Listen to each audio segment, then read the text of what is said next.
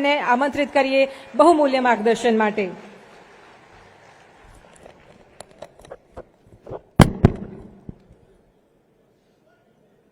મારી સાથે પ્રચંડ અવાજથી જરા ભારત માતાનો જયકારો લગાવીશું। ભારત માતા કી ભાઈ આટલા બધા સારથીઓ છે, અવાજમાં તો કઈ દમ ના આવ્યો। આવું ના ચાલે, જરા જોરથી પ્રચંડ અવાજથી ભારત માતાનો જયકારો લગાવીએ।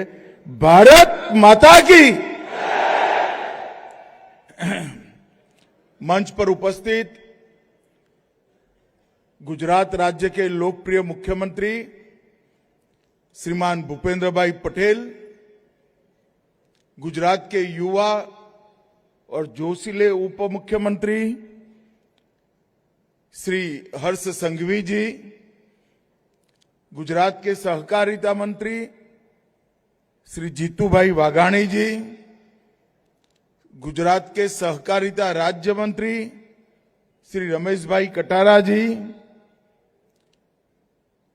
भारत सरकार में सहकारिता सचिव डॉक्टर आशीष भुक्तानी जी, मुख्य सचिव गुजरात राज्य श्री मनोज दास, श्री अरुण कुमार सोलंकी, अमूल फेडरेशन के अध्यक्ष श्री अशोक भाई चौधरी, भारत टैक्सी के अध्यक्ष डॉक्टर जयन मेहता, किशन भाई पटनी, निर्देशक मंडल। आगे आओ किशन भाई, सारथी जरा जोर से ताली बजाओ किशन भाई के लिए। श्री धारा वल्लभ, आगे आओ भाई, निर्देशक भारत टैक्सी। और आज इस सभागार में आए हुए सारे सहकारिता से जुड़े हुए, भारत के सम विकास को समर्पित सभी भाइयों बहनों और विशेषकर मेरे प्यारे सारथी भाइयों को मेरा राम राम प्रणाम। मित्रों, आज भारत की मोबिलिटी के क्षेत्र में एक बहुत बड़ा दिन है, क्योंकि जैसे जैसे भारत का विकास होता गया, टैक्सी की जरूरियात आम बनती गई। एक जमाने में टैक्सी करने वालों को बहुत बड़ी नजर से देखा जाता था। मैं 30-40 साल पहले की बात कर रहा हूं, मगर अब टैक्सी की जरूरत घर घर पहुंची है और एक प्रकार से व्याप भी, टैक्सी का विस्तार भी बहुत बड़े क्षेत्र में हुआ। टैक्सी कहते हैं, हमारे मन में 4 पहिया वाहन की कल्पना आती है। मैं कुंभ में गया था इलाहाबाद के, वहां एक मोटरसाइकिल पर टैक्सी लिखा हुआ देखा। मैंने गाड़ी रोककर उसको पूछा, भैया ये टैक्सी कैसे है? तो कि हम कुंभ में रेलवे स्टेशन से कुंभ स्थान तक मोटरसाइकिल पर ले जाते हैं, अंदर गाड़ी परमिट नहीं है, मोटरसाइकिल की परमिशन है। तो 2 पहिया वाहन भी अब टैक्सी बन चुके हैं। और गुजरात ने तो पहले से पैसों का है। गुजरात के वाहन व्यवस्था में, मोबिलिटी में, रिक्शा गुजरात की मोबिलिटी का प्राण है। अब रिक्शा भी टैक्सी में कन्वर्ट हो चुकी। तो टैक्सी का उपयोग और क्षेत्र दोनों बढ़ने के साथ ही अलग अलग प्रकार की कंपनियां आई और कंपनियों ने अलग अलग प्रकार के ऐप बनाकर किराए की टैक्सी के लिए, टैक्सी के वो लोग ड्राइवर कहते हैं, मैं सारथी कहता हूं, दोनों में कंसेप्ट का अंतर यही है। वो सारथी को ड्राइवर मानते हैं, हम ड्राइवर को सारथी मानते हैं। ये दोनों सेवाओं के बीच का अंतर है। उन्होंने अपने मुनाफे के लिए ढेर सारे सारथियों का, टैक्सी उपयोग करने वाले नागरिकों का शोषण किया। अलग अलग प्रकार की ढेर सारी कंप्लेंट्स आती गई। कहीं ड्राइवर के मुनाफे में से कमीशन ले लेते थे, कभी की कई दिनों तक मुनाफा, किराया उन तक पहुंचता ही नहीं था। अचानक रजिस्ट्रेशन बंद कर देते थे किसी भी सुनवाई के बगैर। कोई ग्राहक की कंप्लेन की तो ड्राइवर को, सारथी को सुने बगैर ही रजिस्ट्रेशन काट देते थे और ढेर प्रकार की दिक्कतें सामने आई। मुझे कुछ जनता के भी लोग मिले, कुछ सारथी भी मिले और फिर सोचा गया कि इसमें सरकार किस प्रकार का कानून बनाए। मगर कानून हमेशा समस्या का 100% समाधान नहीं होता है। फिर सोचा गया कि कोऑपरेटिव के मॉडल पर एक टैक्सी लाई जाए तो ये सारा शोषण का कारोबार अपने आप बंद हो जाएगा। और कोऑपरेटिव के क्षेत्र में, अनेक क्षेत्रों में कर दिखाया है। आज 100 रुपए के शेयर के साथ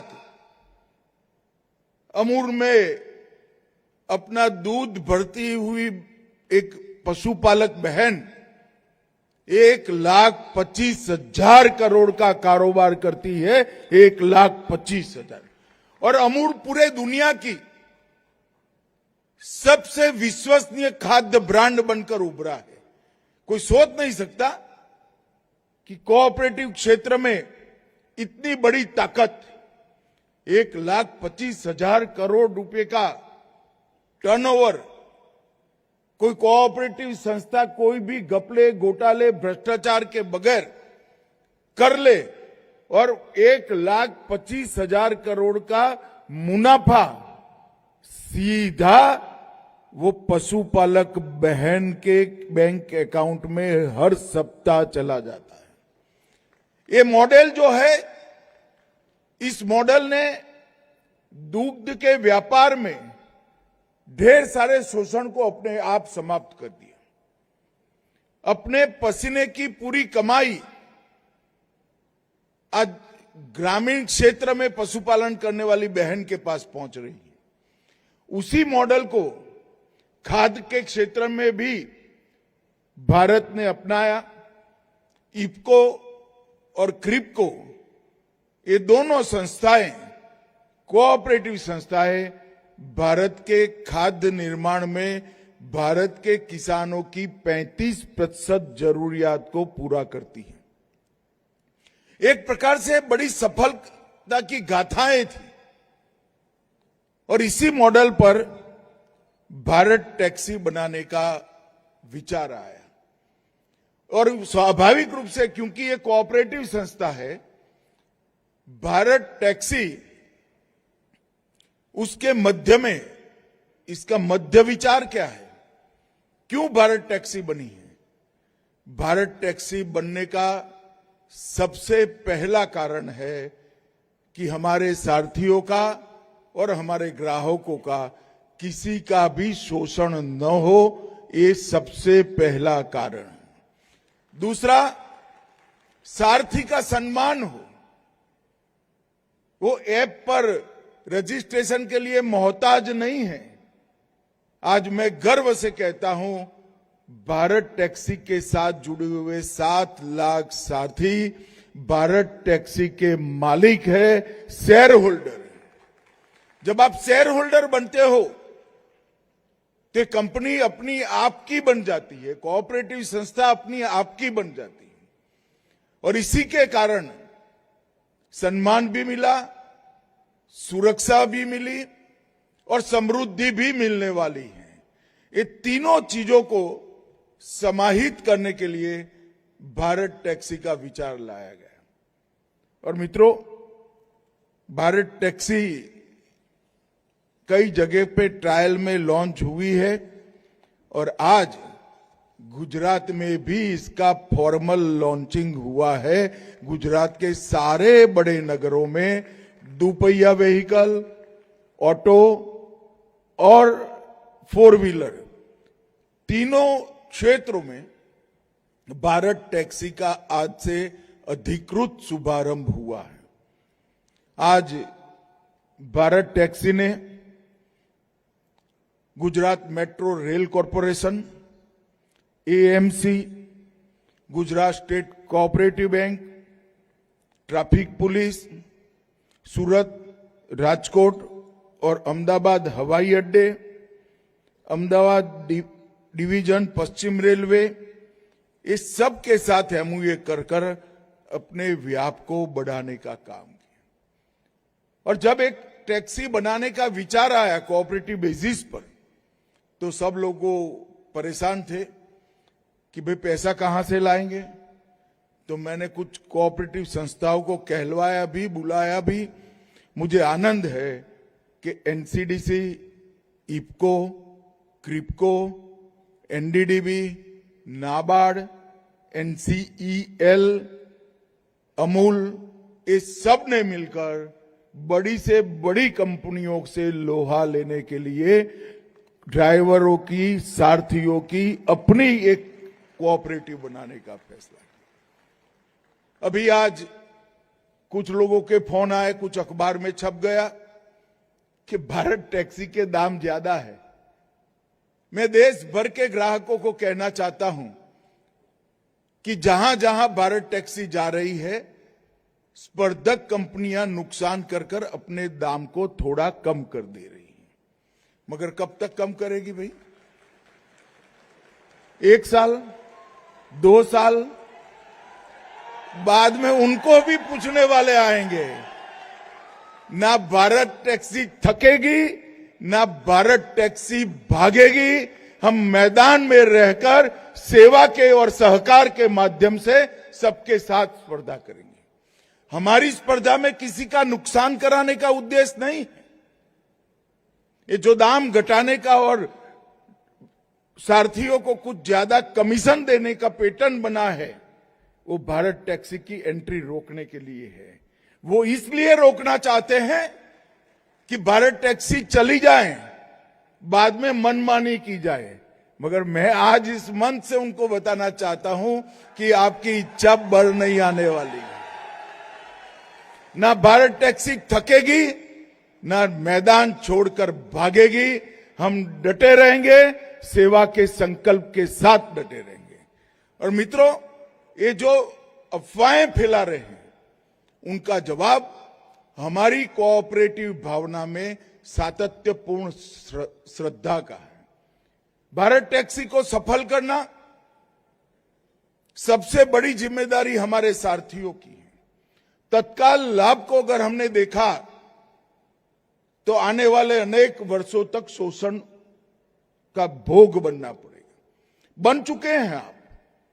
5-6 साल से इतने सारे सारथी बैठे हैं भाई, अलग अलग कंपनियों का काम करते थे। शोषण होता था या नहीं होता था? जरा जोर से बोलो तो भाई। मैं गारंटी देता हूं भारत टैक्सी कभी आपका शोषण नहीं करेगी। मगर ये चाहते हैं कि अनुचित स्पर्धा कर घाटे से कंपनी चलाकर एक बार भारत टैक्सी को मैदान से बाहर निकाल दो। ये टैक्टिक्स दुनिया में कहीं पर भी चल सकती है, भारत में नहीं चल सकती, क्योंकि हमारे यहां कोऑपरेटिव की भावना और दूसरे के भला करने की भावना सबसे प्रबल होती है। हमारे यहां सिर्फ खुद का विचार नहीं होता है। और मेरा सभी सारथियों से अनुरोध है और सभी ग्राहकों से भी अनुरोध है कि एक सातत्यपूर्ण लंबी यातायात सेवा के लिए भारत टैक्सी को सफल करना ग्राहकों की और सारथियों की जिम्मेदारी है। आप टिके रहना, भारत टैक्सी आपके साथ रहेगी। मित्रों, हमने कोऑपरेटिव क्षेत्र में अनेक क्षेत्र में इसको कर दिखाया है। क्या अमूल को प्राइवेट डेयरियों का स्पर्धा का सामना नहीं करना पड़ा होगा? क्या इफ्को और क्रिप्को को, एनडीडीबी को प्राइवेट संस्थाओं का सामना नहीं करना पड़ा होगा? इस तरह की स्पर्धा का भी सामना नहीं करना पड़ा होगा? अगर स्पर्धा जो अनुचित कर रहे हैं, घाटा कर व्यापार कर रहे हैं, 31/3 को इनकी बैलेंस शीट भी सभी लोग देखेंगे, सब लोग देखेंगे और मालूम भी पड़ेगा वैल्यूएशन करने के लिए जो करने जा रहे हैं, इसके कारण ही वैल्यूएशन कम हो जाएगा। और ये कोई रॉकेट साइंस नहीं है, सार्वजनिक रूप से बैलेंस शीट को क्रिटिक तरीके से एनालिसिस किया जाता है।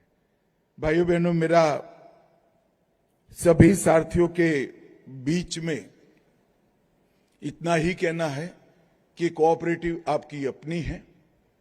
एक कोऑपरेटिव आपके शोषण अटकाने के लिए है, एक कोऑपरेटिव आपको सम्मान देने के लिए है, एक कोऑपरेटिव आपको समृद्ध करने के लिए है, एक कोऑपरेटिव आपको आने वाले दिनों में लोन लेने में भी सहायता करेगी, एक कोऑपरेटिव आपके इंश्योरेंस की भी चिंता करेगी और ये कोऑपरेटिव आपके बिजनेस एक्सपेंशन मॉडल को भी पोषित करने का काम करेगी।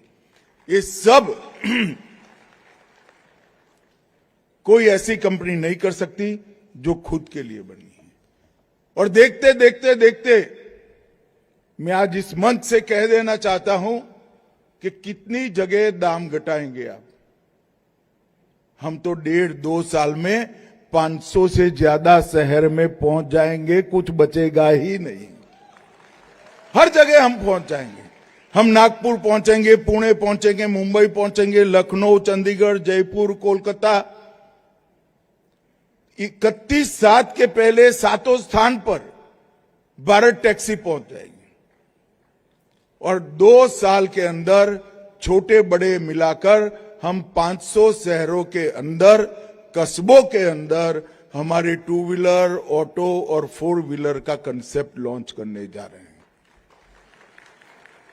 मुझे बड़ा आनंद है कि आज आप 7 लाख सारथियों के परिवार का एक हिस्सा बने हैं और भारत टैक्सी का एक हिस्सा बने हैं। आने वाले दिनों में यातायात के क्षेत्र के अंदर, मोबिलिटी के क्षेत्र के अंदर ये हमारी कोऑपरेटिव नई ऊंचाइयां छूने वाली है, इसका मुझे भरोसा है और ये सफल भी होने वाली है, इसका भी मुझे पूरा भरोसा है। मित्रों, आप सभी एक बहुत बड़े कोऑपरेटिव परिवार के मेंबर्स बने हैं, जिसके अंदर देश के करोड़ों किसान जुड़े हैं और आज से ये सारथी भी गुजरात के इसके अंदर जुड़ने जा रहे हैं।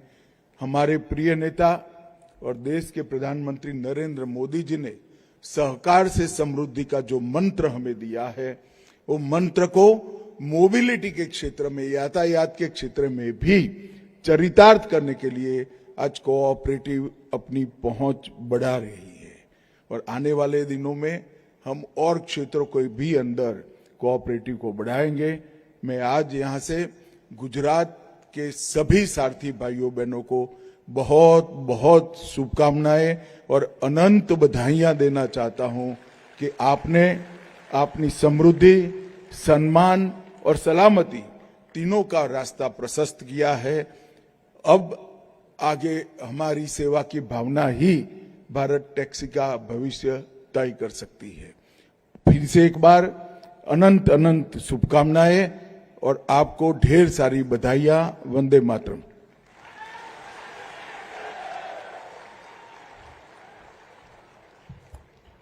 बहुत बहुत धन्यवाद।